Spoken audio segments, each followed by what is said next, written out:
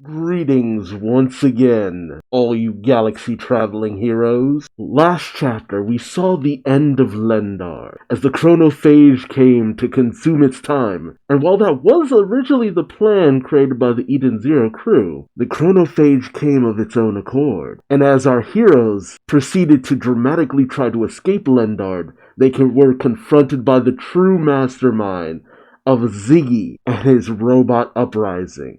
None other than the AI of the Edens One. This mad battle machine managed to tear through the Eden Zero, forcing them to retreat double time. Not just because of the chronophage, but because its weapons were tearing through the ship and their shields like a hot knife through butter. So as the crew of Edens proceeded to warp on out of there, they saw the last moments of Lendar and the last moments of two characters who decided that their story had gone a little too off the rail. Yes, the Princess of Lendar, Elsie, and her childhood crush James felt that their lives had caused enough problems. They were too consumed by regret to proceed any further. Especially Elsie, who'd lost so many people that she loved, even going so far as to just kill her own mother, who yes was a monster, but she still cared about them. Everything in regards to Lendar had gone so tragically wrong. It seems they wished that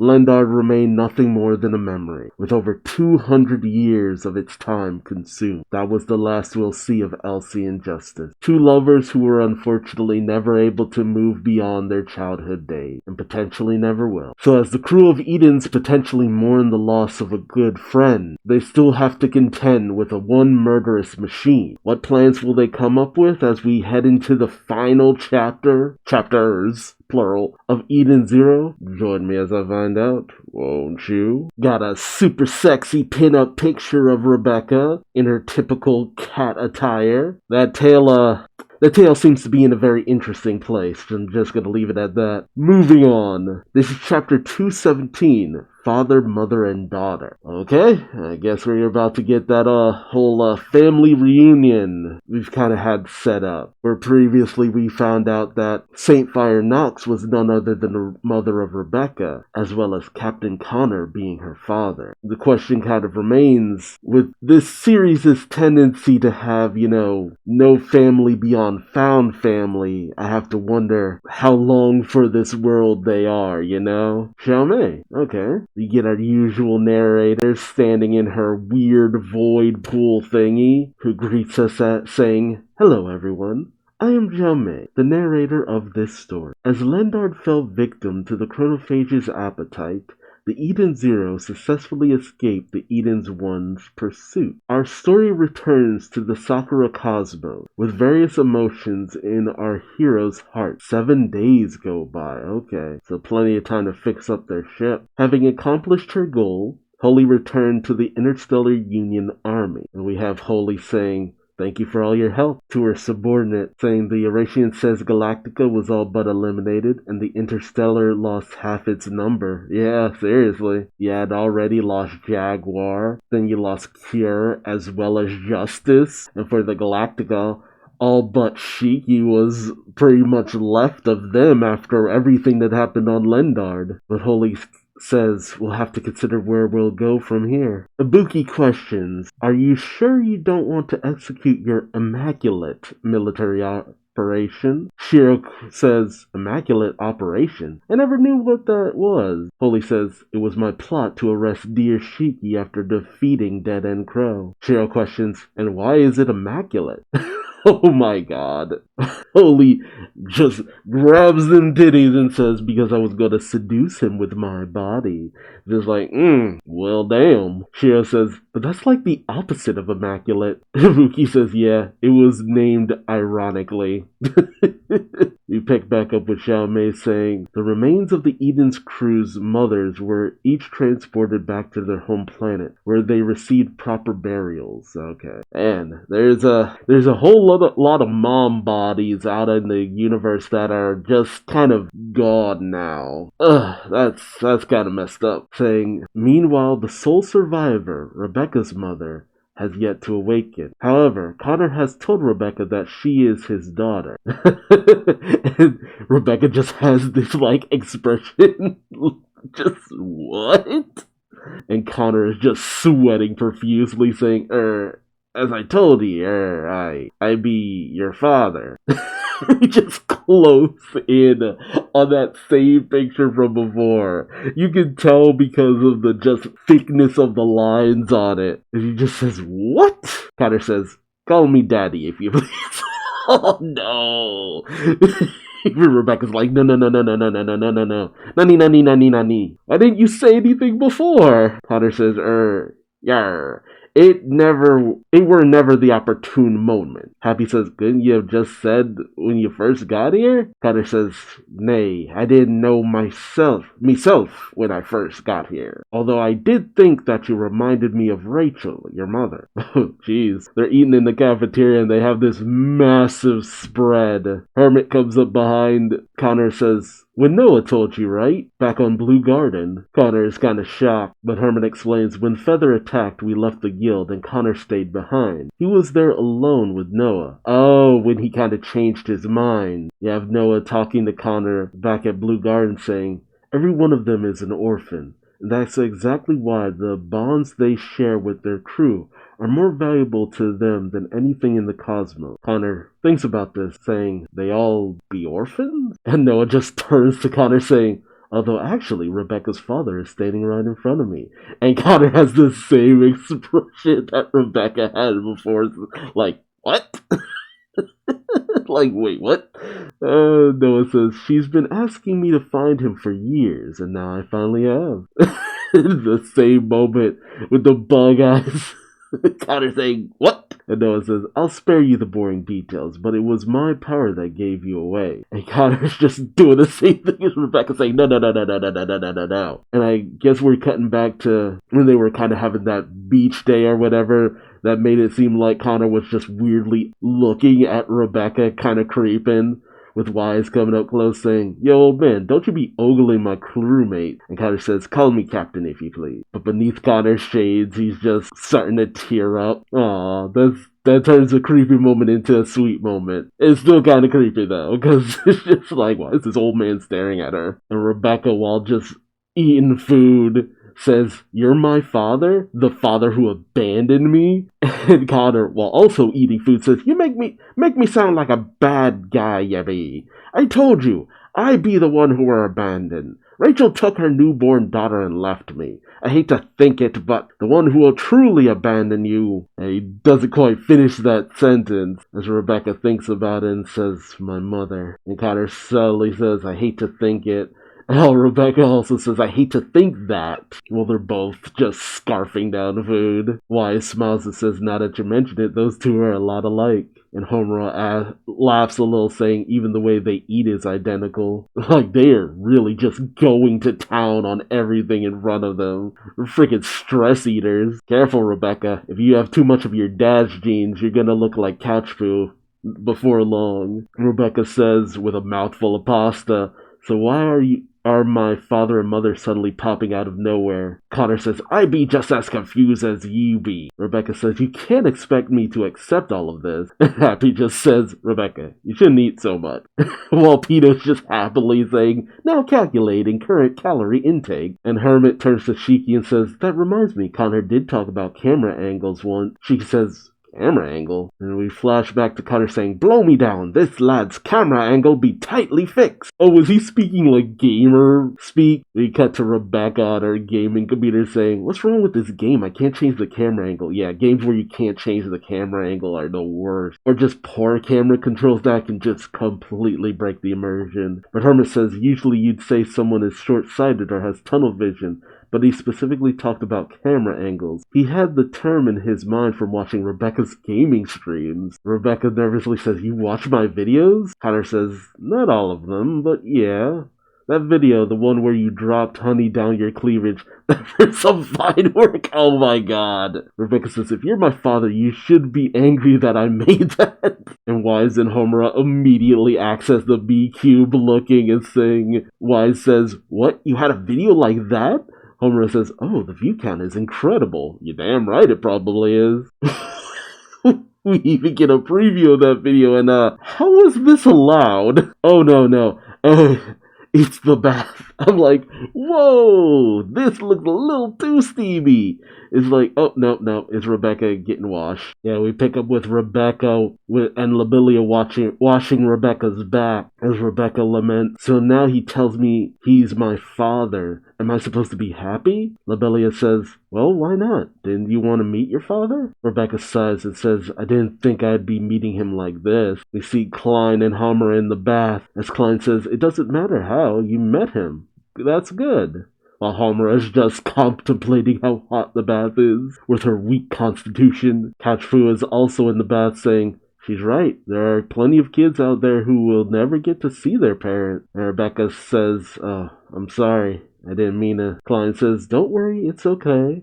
Homer just bursts out saying, this bath is too hot. Rebecca goes quiet and thinks, but my mother abandoned me. Rebecca then says, your turn, Lobelia. And so they swap places with Lobelia happily saying, yes, ma'am. It's weird seeing them, like, happy together. And as Rebecca washes Lobelia's back, Lobelia says, oh, Rebecca, in one of your old videos you said, oh yeah, it's an old video too. Like when she was just a little tight. Little baby Rebecca says, I don't have a mommy or a daddy, you know.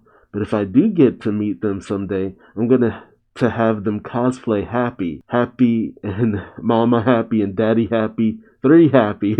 And Happy just comes in saying, "Hi!" Rebecca is just completely stunned, saying, surely he wouldn't watch a video from that long ago. Lobelia says, the views were only in the double digits. Relatable. While Rebecca's shocked, saying, don't remind me. Meanwhile, Homer points to Klein, saying, Klein, 'tis time for a duel. This long soaking has raised my temperature too high. Klein simply says, a duel because of that. It does not make sense. Homer smiles and says, everyone knows that the bath is for dueling. This is where I once battled Elsie. And Homer trails off a bit, kind of realizing, silently lamenting, and looking up to the sky saying, Elsie, man, these shots. We pick up with a video call between Berman from Elsie's pirate crew and Shiki, with Berman saying, Her Highness Goen and Hyoga are still missing. Have you heard anything from them? From any of them? Shiki just simply says, no. Berman says, if you find them, please call. And he hangs up, with Shiki just not really knowing what to say, honestly. Hermit, standing behind Shiki, says, Shiki, I think Elsie. Shiki says, yeah, I know. Elsie chose her own path. I respect that. But I don't have a clue how to explain that to her crew. I mean, how do you explain that? Gwen and Hyoga died at the hands of friggin' Jesse, and then Elsie just essentially decided suicide without really informing anyone else? And then we pick up with, I guess they were calling from in the brig or the holding cell, detention center or whatever, where Clown is being held, who says, I don't see why telling them the truth wouldn't be the best option.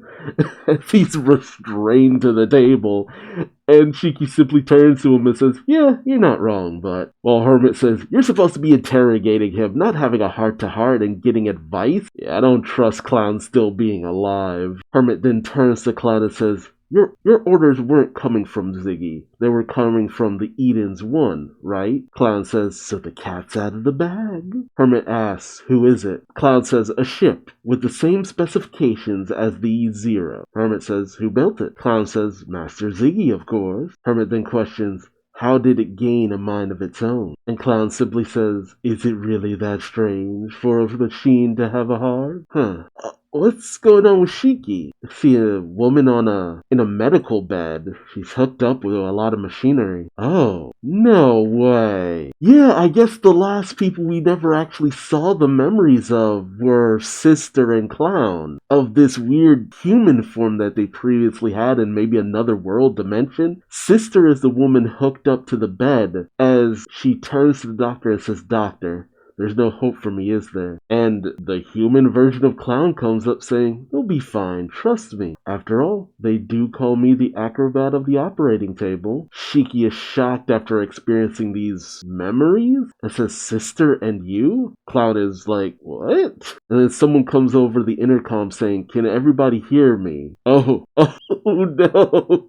Connor was actually dressed in a happy suit.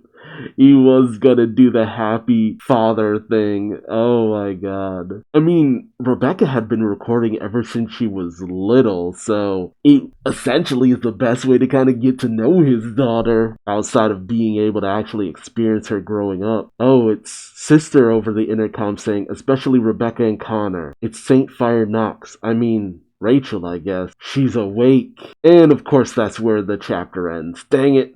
Oh well. So, of course, bath chapter. Because it's funny too, because the same thing was going on with Fairy Tale. All these expositions and character building moments all in a bath. And then Harity to Zero. All this character development and exposition and motivation, yada yada, all in a bath.